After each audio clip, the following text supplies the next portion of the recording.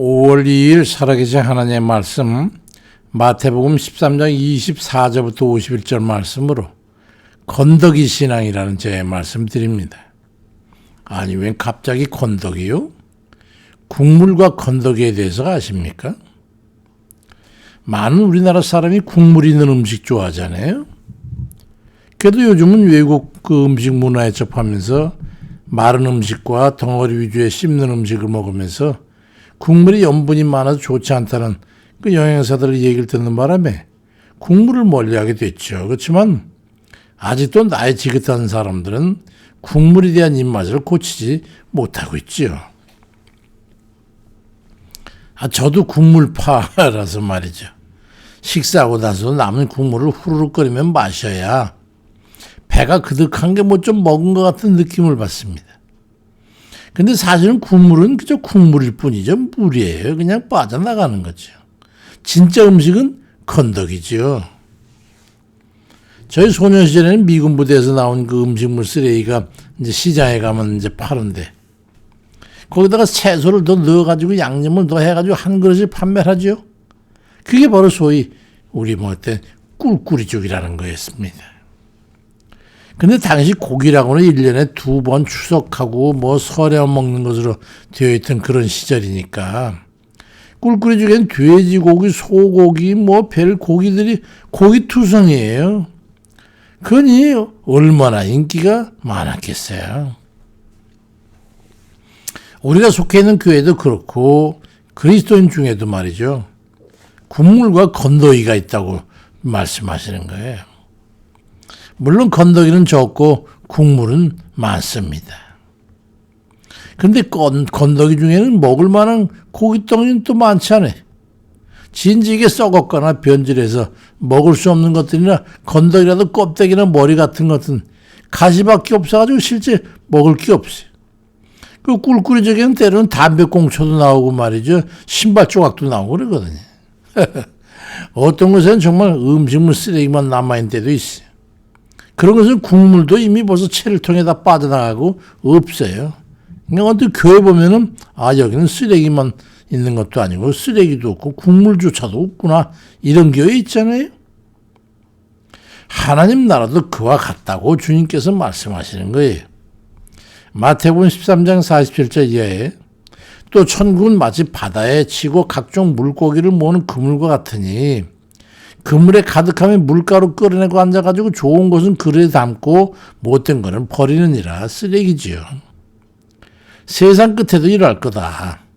천사들이 와가지고 의인 중에서 악인을 갈라내가지고 푸른 뿔에 던져 넣을 건데 거기서 울며 이를 갈리라고 말씀합니다. 이거 말씀 심각하게 들어야 되는데 말이죠.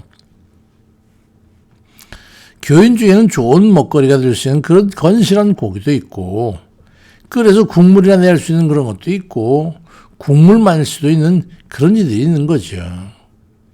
물론 하나님 나라에 정작 필요한 것은 건더기가 될 만한 고기면 두말할 것도 없죠. 건더기와 쓰레기는 그럼 어떻게 구분되는 겁니까? 주님께서는 건더기가 되는 물고기와 의인을 대비시키고 먹지 못할 쓰레기로 버릴 수밖에 없는 보잘것없는 고기와 악인을 대비시키고 있어. 그러면서 의인은 천국에 들게 되고 악인은 푸른 뿔에 던져넣게 될 거라고 말씀하셨습니다. 이렇게 말씀을 드리면 벌써 자기 자신과 무엇인가가 비유가 될 겁니다. 그렇지 않습니까? 우리는 교회에 있어서나 주 안에 있어서 건더기 같은 신자입니까? 아니면 쓸모없고 거추운 사람은 쓰레기 같은 신자입니까? 말씀을 묵상해보면 벌써 구분이 되었을 거예요. 그래 어떻습니까? 자신이 건더기인지 버림을 받을 쓰레기인지 아시겠습니까? 그렇다면 앞으로 행보를 어찌해야 할 것인가를 아시겠지요. 주님께서는 좋은 씨와 가라지로 비유하기도 하셨어요. 좋은 씨는 하나님께 뿌리신 것이고 가라지는 원수인 마귀가 뿌린 것인데 좋은 씨와 가라지는 같이 존속될 것 같지만 그렇지 않다고 그래요. 가라지인데도 진작에 뽑아버리지 않은 것은 그렇게 잘만 사는 것 같지만 그건 괜찮은 게 아니라 하나님의 백성을 보호하기 위함이라고 말씀하고 있습니다. 그러니까 하나님 백성 때문에 사는 것이죠. 그렇지만 결국 심은 대로 거두게 되는 날이 있습니다. 마태복음 13장 33절에 둘 다 추수 때까지 함께 자라게 두어라. 추수 때 내가 추수꾼들에게 말하기를 가라지는 먼저 거두어 불사르게 단으로 묶고 곡식은 모아 내 곡간에 넣으라 하리라고 말씀합니다. 또 마태복음 13장 49절 이하에는 세상 끝에도 이러하리라. 천사들이 와서 의인 중에서 악인을 갈라내가지고 푸른 불에 던져 넣으리니 거기서 울며 이를 갈리라고 이 마지막 결론적으로 말씀합니다. 주님께서는 다른 비유도 말씀하셨는데 마태복음 3장 10절에 이미 도끼가 나무 뿌리에 놓였으니 좋은 열매를 맺지 않는 나무마다 찍혀 불에 던져지리라. 알곡은 모아 곡간에 들이고 쭉저기는 꺼지지 않는 불에 태우리라고 말씀합니다. 주의 모든 비유의 말씀이 일치를 이루고 있어요. 건더기가 되지 않으면 버려지리라는 거지요. 어떻게 건더기 신자가 되어야 되겠습니까? 좋은 씨, 좋은 열매, 알곡, 물고기 중에 좋은 것, 이렇게 지칭된 이 건더기의 특성을 우리가 가져야 되는데 좋은 씨의 열매나 물고기 같은 것은 모두에게 유익한 음식을 만드는 데 유용한 것들입니다. 그러니까 하나님 나라의 유용한 신자들을 지칭하는 말이지요. 알곡이나 열매 같은 것도 마찬가지예요. 하나님의 뜻대로 살아서 말씀대로 결실을 맺어가지고 유용한 그리스도인들을 지칭하는 말입니다.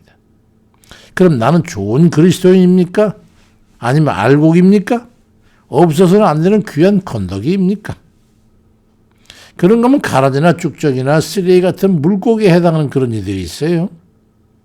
그런 느낌이 있는 이들이 있다면 마귀에게 사로잡혀 악용되고 있다는 것을 깨달아서 회개하고 믿음의 정도 바른 길을 걸어야 합니다.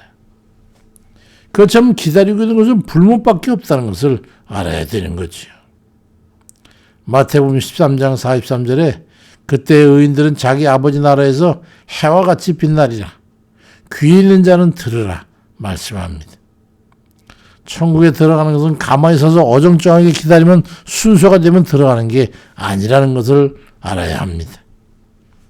우리가 얼마나 철저히 하나님 말씀대로 살아야 하는가를 깨닫고 오늘도 자신을 쳐서 하나님 뜻에 복종시켜 살아가는 그런 이들 다 되시기를 주의 이름으로 축원드립니다. 아멘입니다.